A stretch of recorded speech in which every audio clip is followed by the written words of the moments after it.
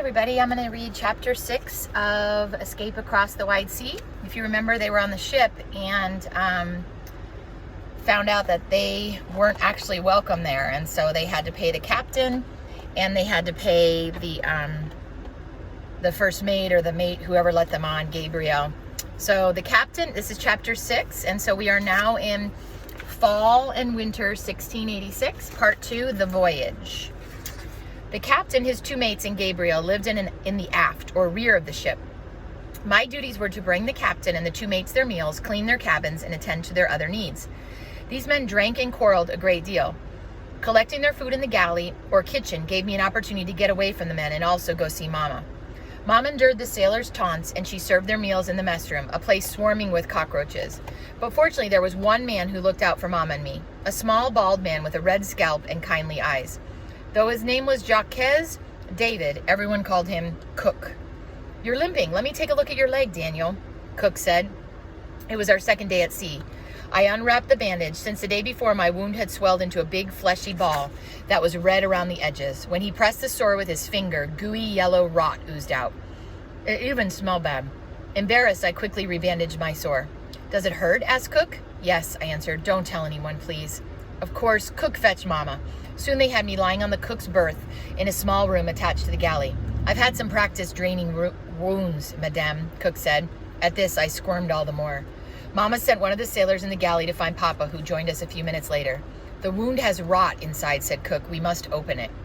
"No," I gasped. Papa scowled. "Cook, are you sure?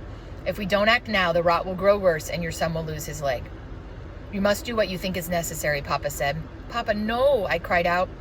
"It's for the best," Papa replied, but I couldn't believe him. "It's going to be all right," Mama whispered to me. Cook asked for Mama's red shawl, which was the cleanest piece of material any of us had.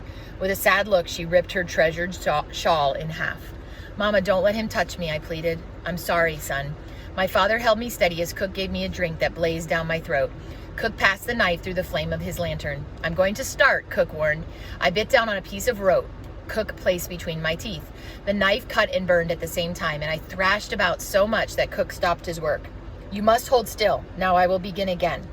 "Ow, stop," I screamed as Cook made another cut. "It will soon be over," he said. I tried to shove Cook away. My parents both looked at me with pain in their eyes, but still Papa held me down.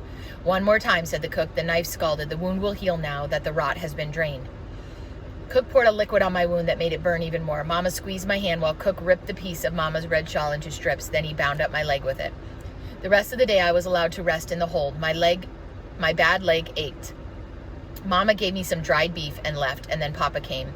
The ship began to rock. Water sloshing under the floorboards came up and drenched me. When the ship rolled again, I was thrown against the crates. "What's happening?" I called. "Rough seas. Find something solid and hold on," said Papa. I grabbed onto one of the crates as the ship veered again. Another crate fell with a thunderous crash. I rolled out of the way. It wasn't long before I felt queasy. "This ship is going right to the bottom of the ocean," I said to myself, and I gagged as the ship rolled again. But the storm passed, and the next morning my leg hurt horribly. Gabriel made me a walking stick so I could attend to my duties. The two mates, who had stood watch for a 6-hour stretch during the night, now returned to their cabin. Shortly after I brought them their breakfast of salted pork and biscuits, they began to drink. The second mate knocked a lamp off the wall and the floor caught on fire. I threw a blanket over the fire, putting it out, but Monsieur Gamel, the first mate, screamed to me, "Look what you've done, you stupid boy. Clean it up." Gabriel came by before long. He saw me wipe a tear from my eye. "Come, we'll take leave from these men." Though I protested, fearing punishment, Gabriel carried me up to the deck. Together we watched the blue ocean swirling. "The water changes all the time. It has many moods. So does a sea voyage," the carpenter said. "Look!" A large dark fin rose from the blue-black water. 4 other fins and gray bodies appeared. "Sharks. They rip apart prey with their double rows of sharp teeth," Gabriel explained as he pulled a dagger from his pocket and showed me its cover. "Shark skin." I felt the dull gray skin, which was tough and leathery like the binding of a book. He slipped something from beneath his shirt. "And this," Gabriel continued, "is a shark's tooth necklace." I leaned closer and touched the shiny white tooth, wishing I could show it to my cousin Andre. Thinking of him made me sad. That night, as I lay in the dark, foul-smelling hold, I thought of my friends in my hometown of Thorigny.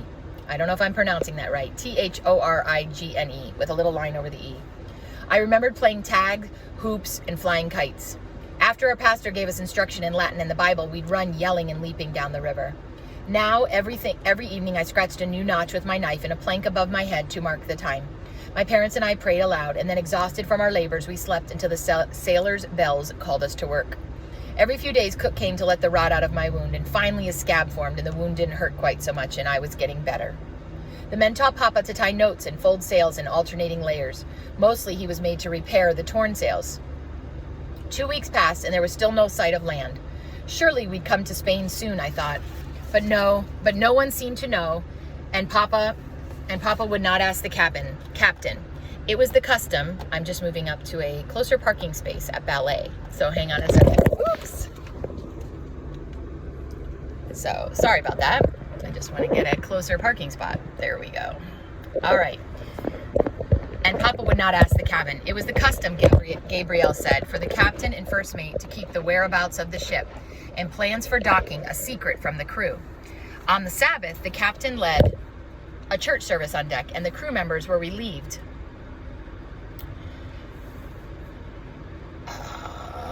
from their chores, aside from their sailing and watch duties. Mama and I washed our clothes in barrels of salt water while Papa approached Captain Godet. Papa came back to us, all color drained from his face. We're not stopping. We're going on to West Africa, Papa said. We'll reach Senegambia in another month. For a moment, I nearly forgot about the constant stinging in my leg. I glanced at one parent, then the other. Papa went on. From there, it will take us 10 weeks to reach the Sugar Islands. The grim facts were starting to take shape in my mind. We're going to be on the ship for another 3.5 months. Papa put his red, chapped hands to his face. Yes. How could you let this happen, Papa? I thought. Instead, I said, that's a long time. And Mama squeezed my hand. In a hushed voice, Papa said, Daniel, please understand. The plan was for us to go to England. That journey would have only taken a few weeks. Mama's voice sounded hoarse, but her tone was as firm as the iron teeth in a flax brush. We will survive this test of our faith, and God will lead us. She then began to pray out loud. Later, Gabriel told us about the Guadalupe, the French island in the West Indies, where we were eventually headed. All the world's sugar comes from the island and the islands near it. The sugar in every piece of cake, biscuit, or chocolate you'll ever eat. The sugar business is booming. Captain Godet did not tell us why he had not taken us to Spain. Gabriel thought the captain did not want to be bothered by shipping agents in a foreign port. Or perhaps, as Cook suggested, the captain was taking advantage of having the labor my family was giving him without paying wages. 2 months passed slowly. The nights were so hot and the air so stale in the hold now that my parents and I could hardly breathe. Finally, the captain permitted us to sleep on deck. How I loved a cool breeze. There were days when rain fell, and it seemed the ship hardly moved, and other days when the wind gathered force and the ship raced ahead with all its sails raised. I liked the rich blue-green color of the ocean in this part of the world. It reminded me of shimmery silk. Every day the air grew warmer and the sun brighter as the Lily moved closer to Africa.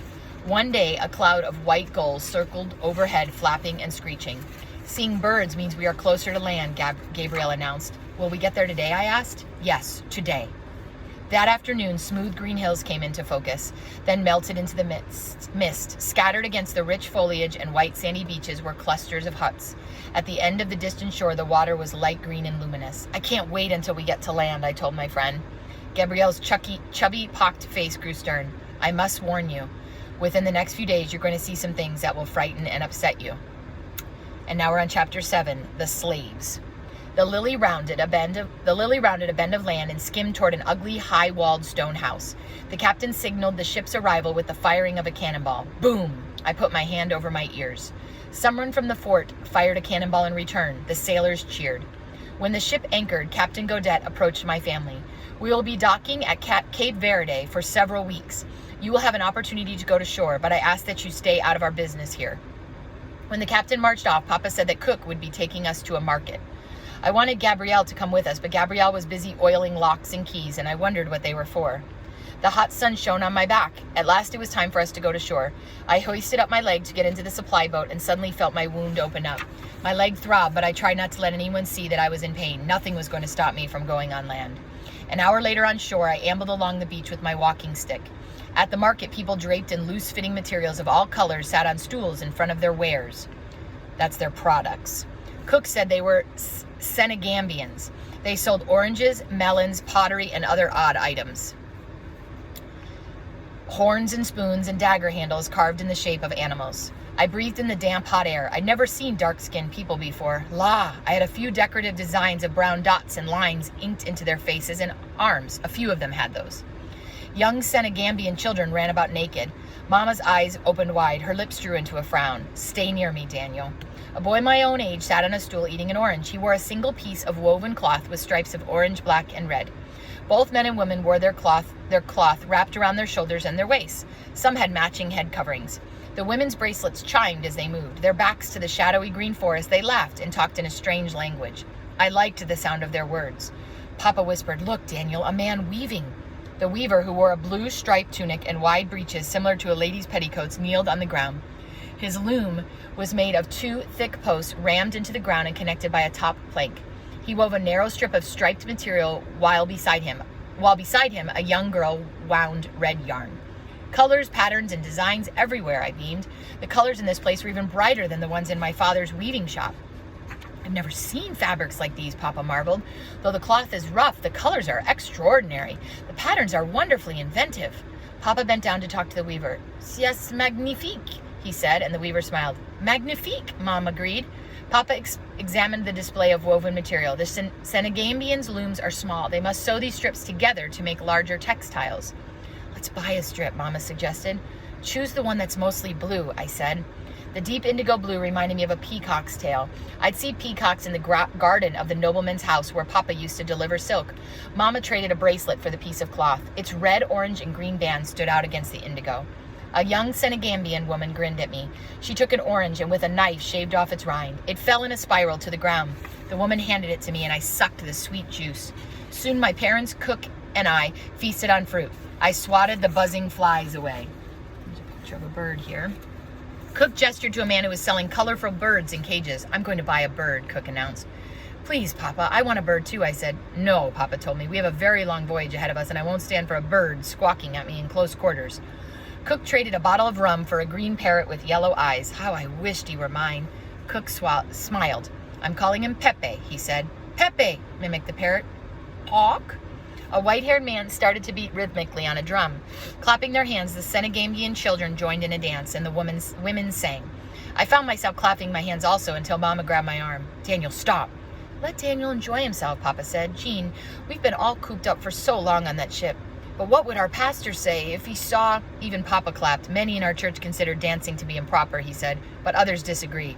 There is dancing in the Bible." In spite of herself, Mama smiled as more voices joined the song. Papa picked a fragrant star-shaped flower for Mama. It was the first time I'd seen my parents smile and hold hands since we'd left France. When we returned to the ship, the sun was a brilliant orange ball. What did Gabriel mean by being frightened and upset? Africa was the most beautiful place on earth. I searched for Gabriel and found him on deck, unraveling long chains.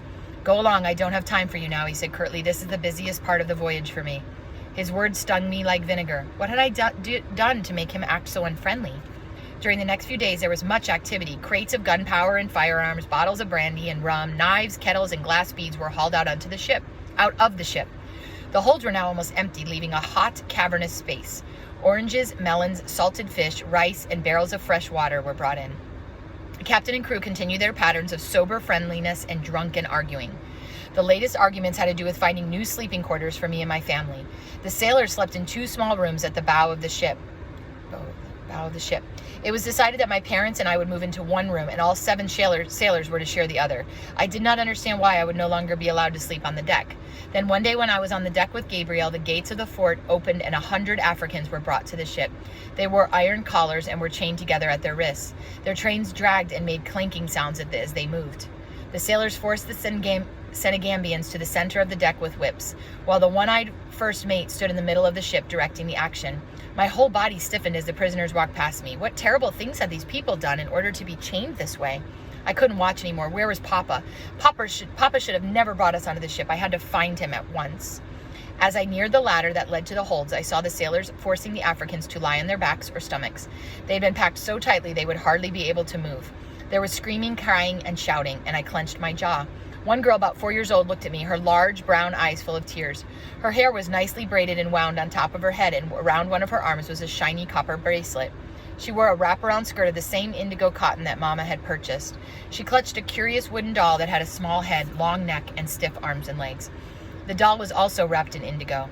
I turned away as a sailor forced her down into the hold. It was then I felt a wave of dizziness. "Papa," I called in a low voice, and soon Papa was there, and I stumbled into his arms. So that's chapter 6 and 7. Go ahead and do your free write over chapter 6 and 7.